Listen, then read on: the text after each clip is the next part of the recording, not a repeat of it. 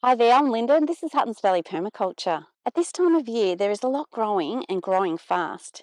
It's the time of year that I like to make the most of all this growth to increase fertility in all my gardens by mulching. So whether you've got a small garden or one on a larger scale, you can do this too. The best thing you can do for your garden is provide it with heaps of organic material. Plants get carbon and nitrogen from the atmosphere, and this is what you are adding to the soil when you mulch.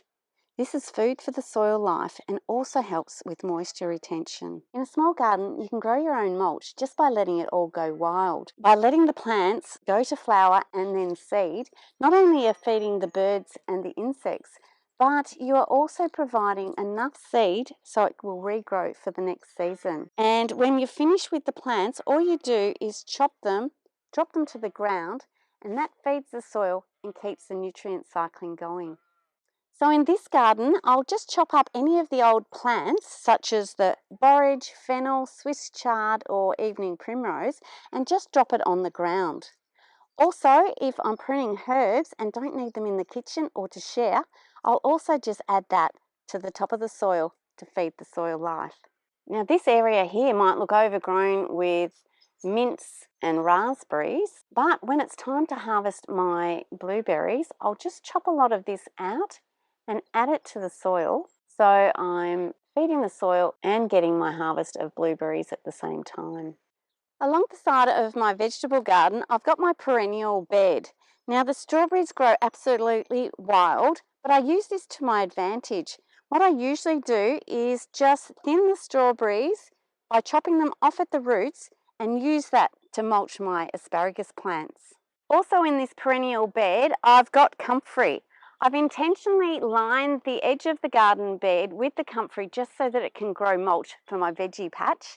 About 4 weeks ago, I harvested the comfrey and used it in my potato bed, but today I need to harvest it before it goes to seed, and I'm going to use it to mulch my sweet potatoes.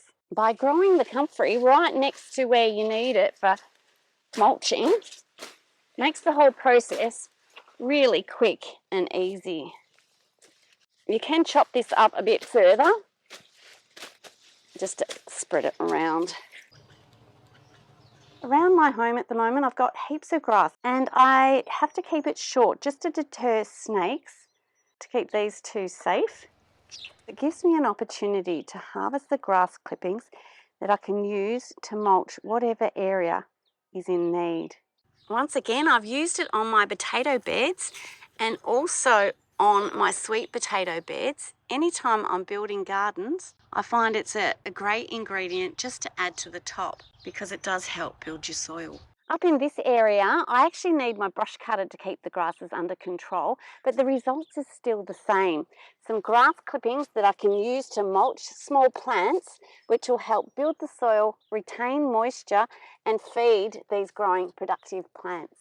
Even along the roadside, I make the most of all the tall grasses that are growing. Here I'm just mulching a few plants that I'm starting. I've recently run the brush cutter over my roadside, not because of the aesthetics, but because I wanted to harvest the mulch. Up in my pasture area, I managed to be able to fling the grass over into my paddock. The animals often eat this area down next to the fence line quite low. So I find that mulching it with this cut grass really helps retain moisture and the grass grows heaps better. By leaving grasses to grow long if you can, means you've got a resource to use. By keeping grasses short, means you've missed out on this opportunity. Another way that I'm making the most of all the grass that's growing at this time of year is with rotational grazing of my animals.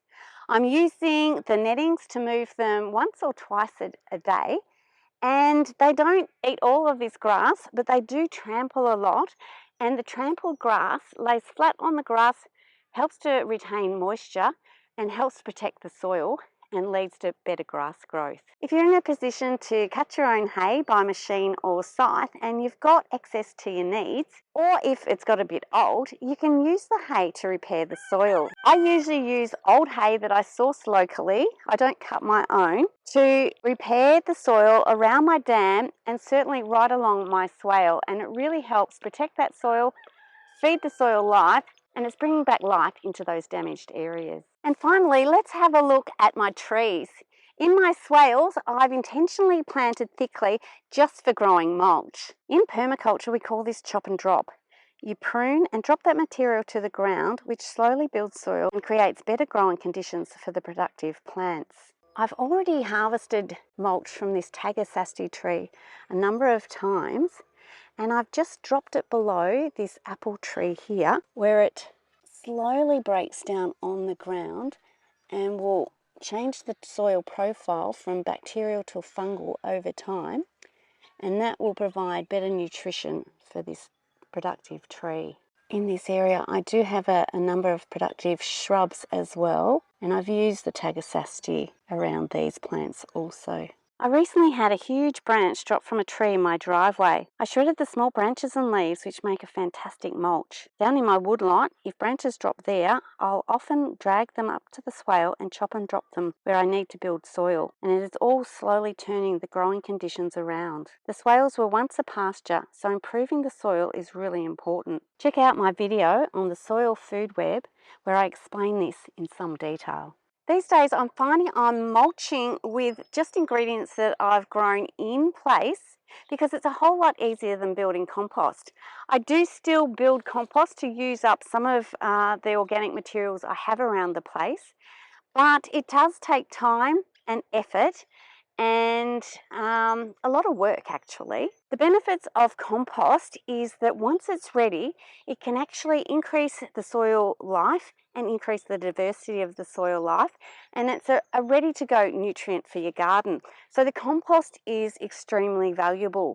But when time's limited, as in my case where I've got the 5 acres to manage, I find that chopping and dropping and just getting this mulch onto the soil will help feed the soil and slowly contribute to building soil as well. So it's a busy time of year, but very rewarding. If you can see the abundance of organic material as a bonus and a resource to be used instead of a waste like some see it, you can really increase the fertility of your gardens.